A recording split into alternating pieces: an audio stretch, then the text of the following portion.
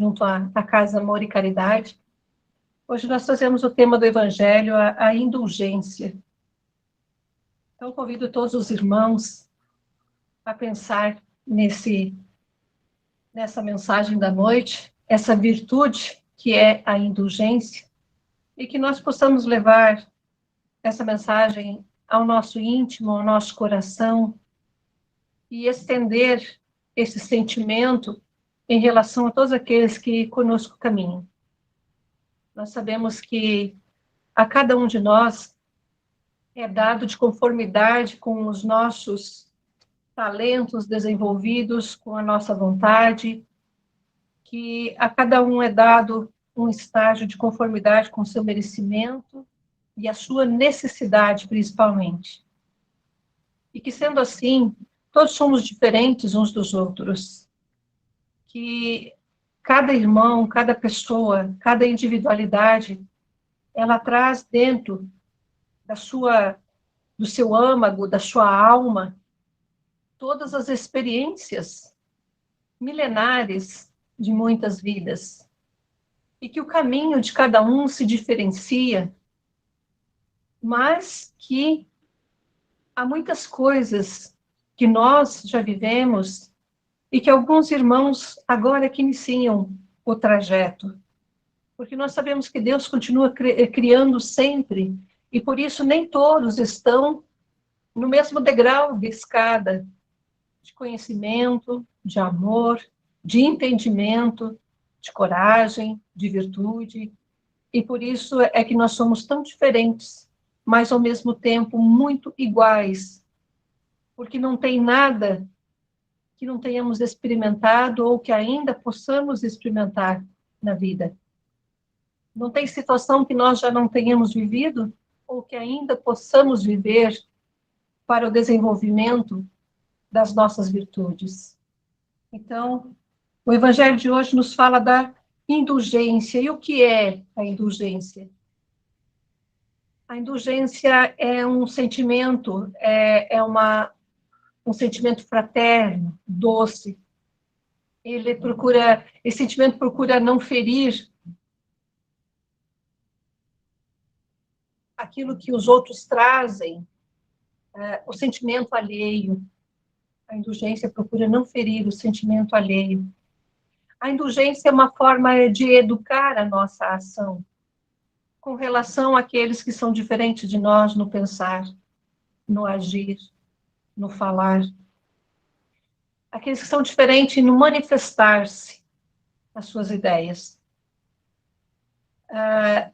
Essa indulgência nos faz assim, a não atentar contra a dignidade humana. É praticar uma caridade que é moral. A indulgência é indispensável na nossa reforma íntima, entendendo todas as mensagens de nosso Senhor Jesus Cristo, que nos fala da compaixão, do perdão incondicional, da oportunidade dada mesmo ao filho pródigo, da ovelha desgarrada ser trazida de volta para o caminho. Então, iniciamos o nosso Evangelho pedindo a Deus e a Jesus que abram as portas de nossas casas espiritualmente, trazendo uma corrente de energia positiva, de cura, de paz, de equilíbrio. Que nós possamos não carregar os estresses que os outros trazem para nós. Que nós não somatizemos aquilo que os outros estão sentindo. As pessoas estão cheias de problemas e elas querem dividir com os outros, elas querem colocar as suas ideias, mudar as outras pessoas, que os outros ajam de conformidade com o seu pensamento. E muitas vezes, se as pessoas não tiverem uma calma, uma resignação, uma vigilância mental, absorve todos esses conteúdos e fica uma pessoa energeticamente digamos assim, pesada. Então, que a gente possa entrar, quando toma um banho, nesse manancial que é a água, e nos despir dessas energias do nosso campo eletromagnético, mas também dos pensamentos que são sugeridos, dos problemas que as outras pessoas vivenciam. Nós somos convidados a ajudar e passar, sempre. Ajudar sempre que possível, o máximo que pudermos, mas sem carregar o problema dos outros e ainda espalhá-los. Não trazer os conflitos dos outros, os defeitos, as falhas humanas, e ainda espalhar como forma de vírus, bactérias, digamos assim, são larvas astrais, são seres vivos, o pensamento da maledicência, o pensamento que denigre a imagem das pessoas, e assim por diante. E isso é indulgência. Então, pedimos a Jesus que estenda as suas bênçãos a todos, e nesse momento, que o Divino Amigo, através da mensagem, entre em seus lares, levando esse sentimento, esse entendimento da verdade, a indulgência. Queremos vos falar hoje da indulgência, e esse sentimento tão doce, tão fraternal, que todo homem deve ter para com seus irmãos, mas do qual bem pouco dos homens fazem uso. A indulgência não vê os defeitos dos outros, e se os vê, evita de falar, evita divulgá-los. A indulgência, ao contrário, oculta-os, a fim de que não sejam conhecidos senão dela. E se a malevolência os descobre, tem sempre uma desculpa para os abrandar, quer dizer, uma escusa plausível, séria, e não daquelas que, tendo o ar de atenuar a falta, a fazem ressaltar com um jeito pérfido. A indulgência não se ocupa jamais com os atos maus dos outros, a menos que seja para servir. A menos que isso seja para servir. E tem ainda o cuidado de atenuá-los, tanto quanto possível. Então, quando um ato mau pode prejudicar muitas pessoas, quando algo que está sendo feito errado pode levar a prejudicar um grupo, é necessário que seja trazido esse mal para que possa se achar uma forma de tratá-lo, essa doença, essa peça doente do organismo. Quando nós falamos de não divulgar os defeitos dos outros, dentro da célula, né, da sociedade, que é a nossa família, dentro do nosso lar, as pessoas que, diante das adversidades e dos problemas de divergência de personalidade entre os cônjuges, entre irmãos, que têm o prazer de contar os defeitos, os atos errados que as pessoas cometem, e assim julgando e já condenando e levando a outras pessoas a pensarem da mesma forma. Quando nós somos casados e dividimos com outra pessoa a vida conjugal, é muito natural que, na diferença de dois espíritos que vêm no trajetório da evolução, desenvolvendo vícios e virtudes, que às vezes um tenha mais virtude do que o outro, que às vezes um tenha as virtudes que o outro não tem, mas o número de virtudes sejam os mesmos, que tenha tantas virtudes mais que defeitos, mas que alguns dos defeitos daquela pessoa,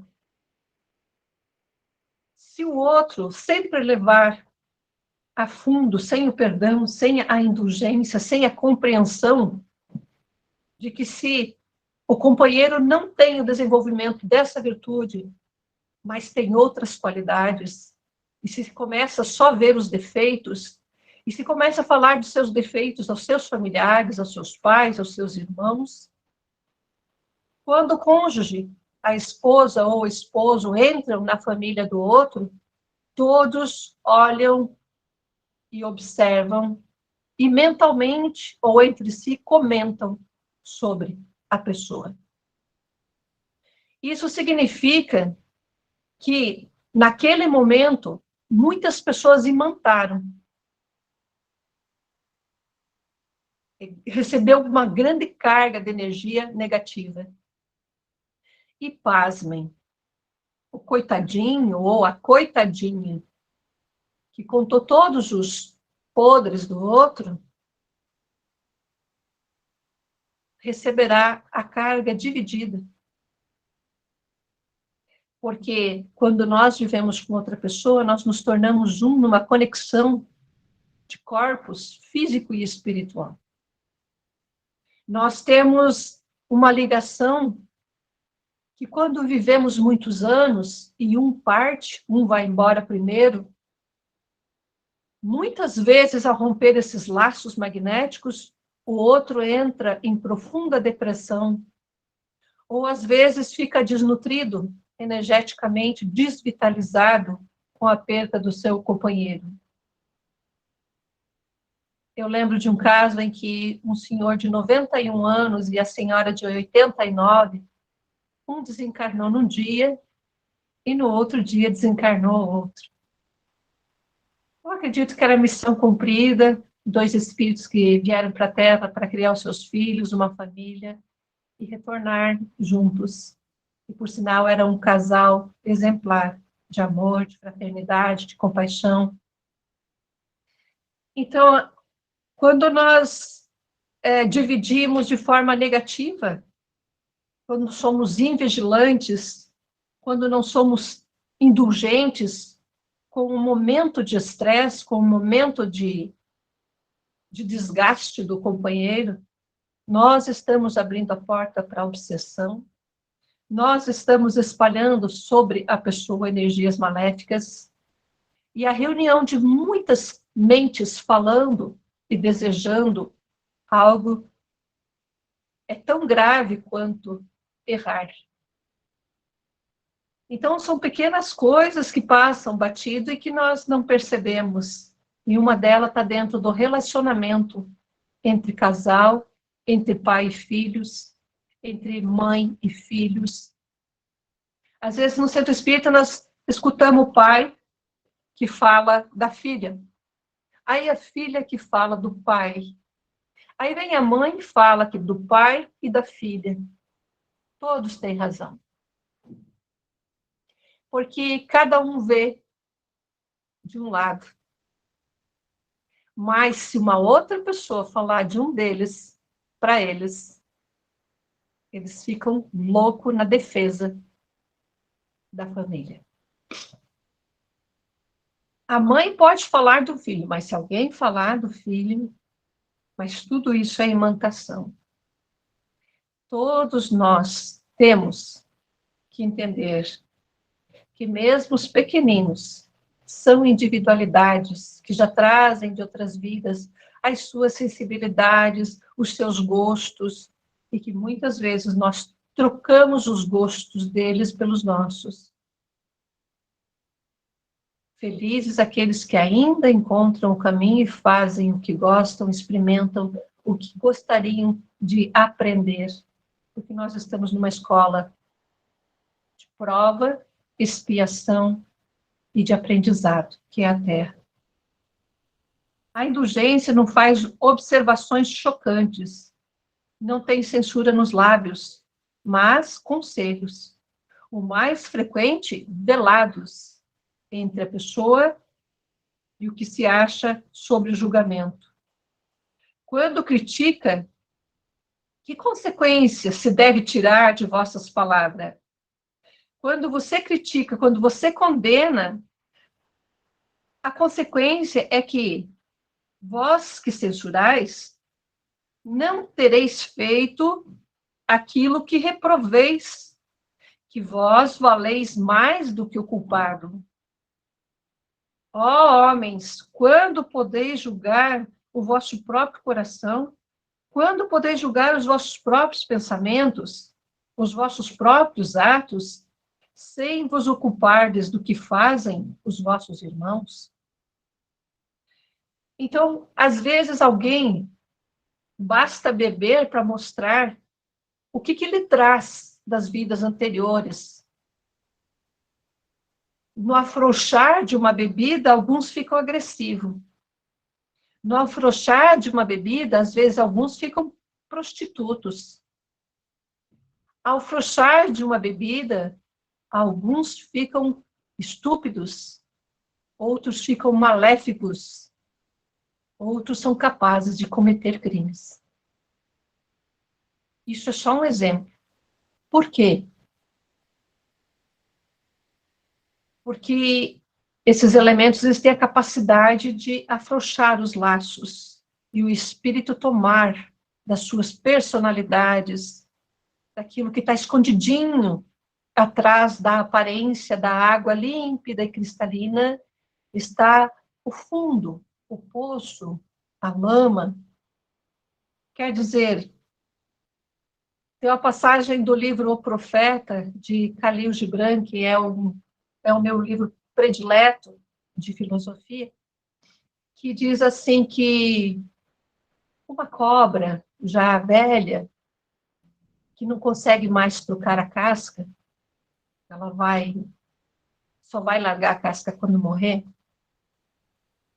Ela, quando jovem, ela vivia se despindo de uma casca e ganhando um corpinho novo, né? E outra casca ia deixando pelo caminho. Isso que não quer dizer que agora que ela está velha e já não pode mais trocar a casca, ela fica ali vestida, que ela possa criticar a nudez das serpentes mais novas. O que eu quero dizer com isso? Às vezes, não se é indulgente com a forma em que uma jovem se manifesta, com os, vamos dizer assim, os atos dos jovens na balada. Hoje, infelizmente, a balada tem droga, graças a Deus. Na minha época, a gente não conhecia disso, pelo menos aqui no interior era muito pouco essa arte. Mas, enfim, hoje, infelizmente, a droga ela está em todos os lugares e com força muito grande nos jovens. E estando drogados, eles tomam personalidades, sensações, sexualidade. E alguém que já conhecendo a verdade, alguém que já está tranquilo, já chegou à maturidade, pode observar, julgar e condenar. Seria mais ou menos o ato dessa serpente. Se ela pudesse voltar atrás, na sua juventude, nos seus pensamentos, nos seus atos, se ela pudesse voltar em 10 encarnações, na sua juventude, nos seus atos, tanto quanto homem, quanto mulher, quais as experiências que tem? Quanta trave não há nesse olho? Essa é a pergunta essa é a questão do evangelho que diz: ó homens, quando julgueis os vossos próprios corações? Porque está contido em nós os erros, os crimes, a marginalidade, as sensações, as paixões. E é porque nós trazemos no espírito que hoje nós somos viciados a desejar o mal, a ser invejosos, a desejar só o que é mais fácil, o que é mais, digamos assim, bom para o divertimento, a escolha entre descansar, viajar, passear, comer e pouco servir, bem pouco servir. Então é isso. O Evangelho nos convida a pensar que nós somos seres de muitas encarnações, que não tem o que os outros estejam fazendo, nas suas invigilância, na imaturidade de espíritos novos, porque tem ainda poucos talentos desenvolvidos, que nós já não tenhamos feito. Que existe em nosso olho, quando julgamos, e quando não temos indulgência para com os fracos, uma trave bem grande diante do cisco deles, que estão em aprendizado. Julgareis os vossos próprios, quando julgareis os vossos próprios corações, os vossos próprios pensamentos, porque quando nós julgamos alguém, automaticamente, nós estamos querendo fazer o papel de Deus, como se conhecêssemos por onde andaram, o que sofreram os espíritos, o que eles vão sofrer para reparar os seus erros. Na mente de quem é bom, não existe remorso. Na mente de quem erra, e quando chega o momento de conhecer a verdade, que é a lei da questão 621, que está na nossa consciência, a lei de Deus, que nós sabemos quando infringimos em todos os setores, tanto das paixões, quanto dos vícios, quanto da maledicência, nós sabemos quando nós pecamos. A nossa consciência nos faz lembrar quando vemos as pessoas que nós ferimos. Quando nossa indulgência, ou quando a necessidade de chamar alguém pela nossa obrigação, pelo nosso dever, porque o fato de ser indulgente, caridoso, amoroso, não quer dizer que sejamos indisciplinados e que aceitemos a indisciplina como um meio de indulgência. Sim, nós temos que ser amáveis, dóceis, mas levar a disciplina, começando por nós mesmos, que deveríamos entrar no santuário divino, onde os espíritos se arrastam encarnados e desencarnados pela dor, pela escuridão, pela fome espiritual, pela obsessão. O santuário do centro espírita, da igreja, de onde for um templo onde nós rezamos. A espiritualidade está ali 24 horas como um pronto-socorro, aguardando os nossos pensamentos. Sejamos indulgentes, então, com os nossos mentores que nos assistem. Então é isso. Os vossos próprios pensamentos, os vossos próprios atos, sem vos ocupar do que fazem os vossos irmãos. Quando não abrireis os vossos olhos severos, senão sobre vós mesmos? Sede, pois, severos para convosco e indulgente para com os outros. Pensai naquele que julga na última instância e nos faz reencarnar a todos, cada um de conformidade com suas obras. Aquele que vê os pensamentos mais secretos, porque a espiritualidade não está só na casa espírita, ela está no nosso lar, ela está onde nós estivermos, com as companhias espirituais e físicas que nós estivermos, nos pensamentos mais secretos de cada coração, e que, por conseguinte, Deus desculpa as faltas que censurais, ou condena o que desculpais, porque Ele conhece a verdade, porque conhece o móvel de todos os atos que vos, e que vós, que proclamais tão alto, mentira, anátema, tenhais talvez cometido faltas mais graves do que aquelas pessoas. Até porque quando nós conhecemos a verdade, conhecereis a verdade, ela vos libertará. Mas a quem muito é dado, também muito será cobrado. Sejam indulgentes, meus amigos, porque a indulgência traz calma. A indulgência reergue, ao passo que o rigor nos desencoraja nos entristece, nos esmaga, nos espreme. O rigor nos põe no forno. Ele queima. O rigor afasta. O rigor irrita. Irmão José, Protetor, Bordeaux, 1863. Então, muitas vezes, para poder pôr a ordem, a disciplina, as pessoas usam de um poder pérfido, de uma hipocrisia, porque também são cheios de defeitos, né? Ao invés de dar um recomeço ao errado, a disciplinar com exemplo, com tratamento, aquele que está necessitando. Às vezes, uma pessoa, num momento de cólera, às vezes, num acidente, ele comete um ato e depois ele se arrepende imediatamente, e Deus está assistindo. Claro que ele vai ter que reparar sobre a energia gasta e a forma que agiu. Mas, passado um tempo, as pessoas vão comentando aquele ato. E, de repente, é uma festa, é uma reunião, todos estão reunidos. Chega a pessoa. Aquela pessoa que esteve lá no fundo do poço.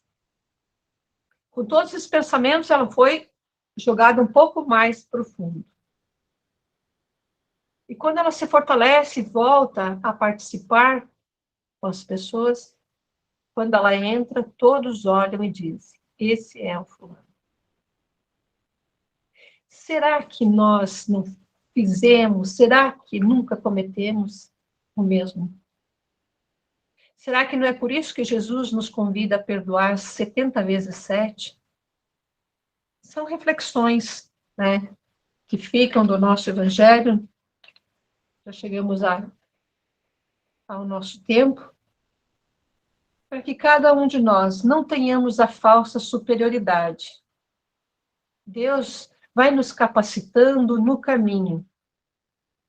Mas a verdadeira capacitação não é de estar sobre o ápice de qualquer coisa, mas o de ser base. O de ser base em qualquer construção.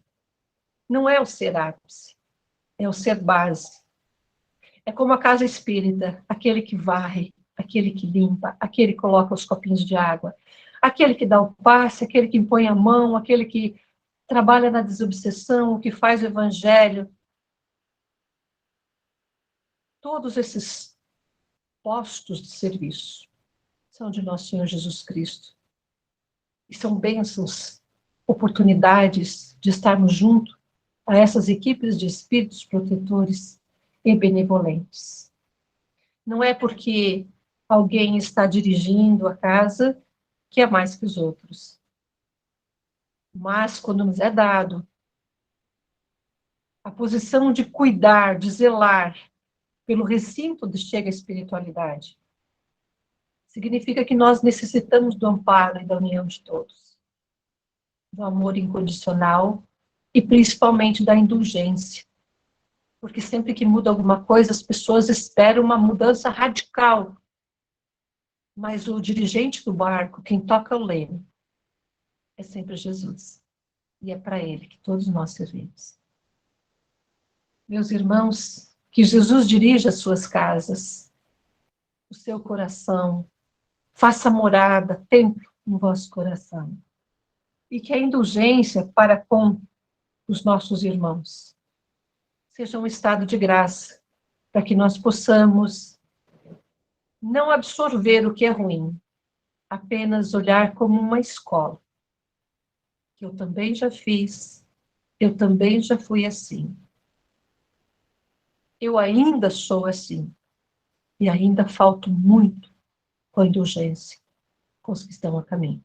Principalmente os mais perto de nós, que são os nossos familiares. Indulgência pela idade que as pessoas não vão mudar.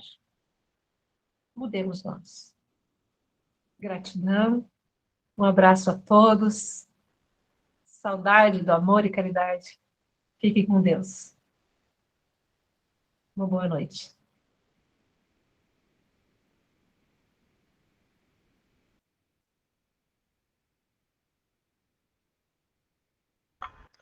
Boa noite, obrigada, Fátima, pelas tuas palavras.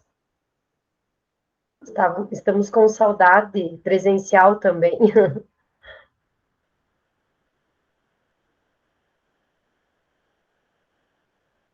Vou fazer então a oração final, tá? E encerramos a palestra de hoje.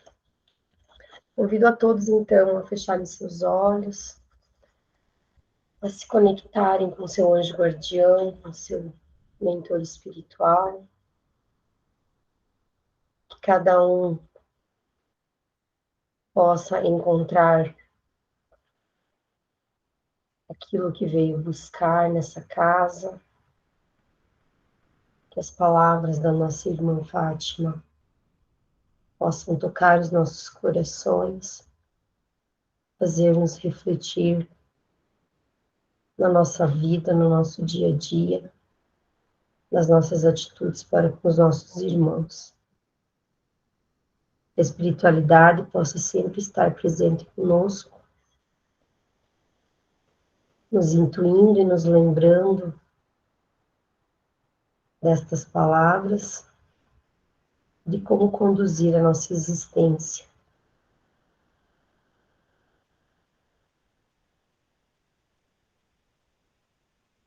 Com a oração da Ave Maria, encerramos os nossos estudos de hoje.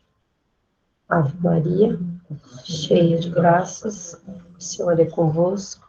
Bendita sois vós entre as mulheres, e bendito é o fruto do vosso ventre, Jesus. Santa Maria, Mãe de Jesus, rogai por nós, pecadores, agora e na hora do nosso desencarne. Que assim seja. Uma boa noite a todos, um excelente restinho de semana. Pri, só queria deixar o nome de um menino que está aqui na UPA, o nome dele é Elias.